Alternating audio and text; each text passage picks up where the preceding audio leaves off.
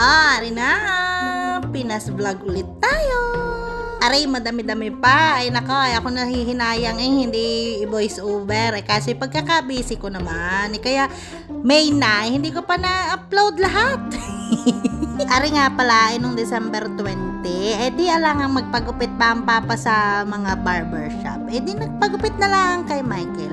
Di nakatipid din naman Ika ko sa bebe-abay, papupuguin mo ha ang papa, pag hindi, nako baka hindi yan maglakad. Abay, sa mga hindi nakakaalam, yun nga palang si Michael ay nagugupit. Ay siya ka, pwede na nga magtayo ng barbershop sa Pilipinas. Bakit nga hindi? Kaso ilang buwan lang na may alangan naman nga ruminta pa, di pwede mag-home service. Di tinan nyo, at kayo magpa-home service na lang pag nandidiyan si Michael. Ay sa galing niya maggupit, ay siya ka, may punas-punas pa yan. Abay, share ko lang. Ari nga palang si Michael at saka ang papa ay second time lang nagkita nung kami ikakasal.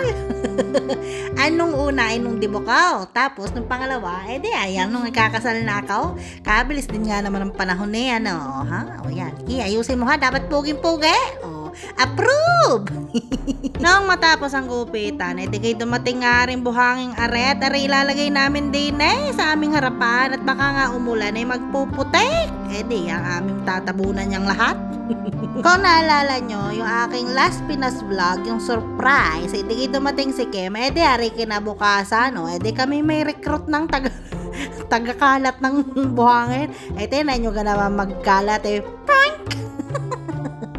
Sadya namang timing ang pag-uwi na rin si Kim po. Di kami may katulong magkalat-kalat din. Ang mga mami naman, yun, nangungumbida pa. Talaga naman, kami lang, tatlo nagkalat-kalat na rin. Talaga namang pinahawis namin din at ipinagod. Sa pagkakadami naman naming halaman, di yung mga ibang nakapasoy, pinaglilipat ko muna doon sa gilid-gilid. Sadya naman sa dami naming naalis diyan, nailipat. Yung naman plantita is live, tapos bigla nga nagkabaysa ng ganare, di kailangan iluwag-luwagan ng harapan ng madami namang tatayuan ng mga bisita. Di nung tapos na ako maglilipat ng mga pasaw, di ako tumulang na din sa pagkakalat na rin buhangin na rin. Sadya naman, nakapaw, Diyos ko po, talaga na mga papa, pagka rin naaalala ko madaming tawa, madaming pagod, madaming pawis ang naitulo din Aray maaga-aga pa, kaya kami malalakas pa ang loob na walang jacket-jacket. Sadya namang, kangati una yan, ka kayong dalawa, kayo kakasal ni kayo, hindi pa natatali sa bahay. Dapat kayo relax na lang. Paano ka makaka-relax hanggang na rin tayo? Dami-dami pang gagawin. Isa pa di kayo exercise na, aray na, silip-silip na ang araw, di kami naglayasan muna at kami naghanap ng mga jacket-jacket namin. Abay, masusunog lang naman ngang nigra kami pag kami kinasal. Yan, bumalik na si Kim Kao, kabilis Abay, ni Michael magsombrero, di kayo mabilis mangitim. Di ako yung nakasombrero, hindi naman ako makahinga sa sobrang init. Pero syempre, tiis-tiis lang nga naman ako brunsata pag kami kinasal. Pagka ikaw na may brunsata din sa Italia, siya namang gustong-gusto. Brunsata nga pala, yun ang ngintab-ngintab na sa itim. Sadya nga naman pag ikinasal ka yung tradisyonal na maghahanda ulit sa bahay, yung magpapahaponan, magpapaganarigayan. Ano ka naman daming kailangan gawin, ano ka daming trabaho. Kami iba-iba pa na nga aret, wala na yung sumanan, wala na yung paggawa ng minatamis, at yun ay lahat ipinaluto na lang namin. At yung nga naman sobrang hirap, wala naman na masyado manunulungan. Pero nakakamiss din naman yung mga dati-dati. Siyempre nga naman, yung iba pa din yung samahan baga, yung lahat ng kamag-anak mo, may dalang itlog, may dalang soft drinks, may dalang mga asukal, mayroon pang iba-ibigas ang dala. Basta yung talagang sinasabi mong tulungan, ayun ang Batangas way. Ngayon wala na masyado, kakaringot na siguro nagagagayon.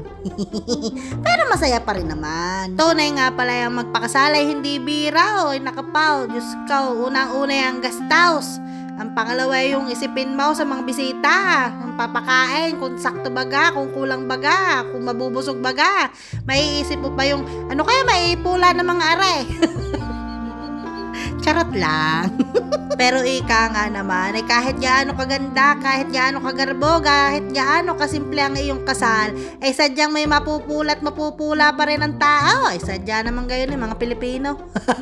Lalo pa mga Batanggenyo, kaliligalig. Sabi niya pinakain ng lahat, may pula pa, matabangan ka na rin, maalat ang gayaon. Busog din naman, ano nga. Pero sa totoo, nakakamiss din naman sadya yung traditional tsaka yun din naman sadya ang gusto namin nung una kaso nga lang syempre nga naman, iba na nga naman ang panahon ngayon. Yung ka naman dati, 4 na araw baga o 3 araw bago ang kasali nagtutulungan na at yung nga magmimi na tamis, magsusumanan, magkakagana rin, magkakatay ng baboy, ano gan daming kailangan gawin, ano? Sadya naman nga talaga namang mapapaisip kay kagaling nga din naman nga noon Iba din nga naman ang samahan noon ano. Tapos yung nandoon pa yung mga chismisan, tsaka yung ganamang nagsama-sama mga magkakamag-anak, kamag-anak ng partida ng babae, tapos dadating din ang partida ng lalaki. Ano kang saya nga naman noon, ano?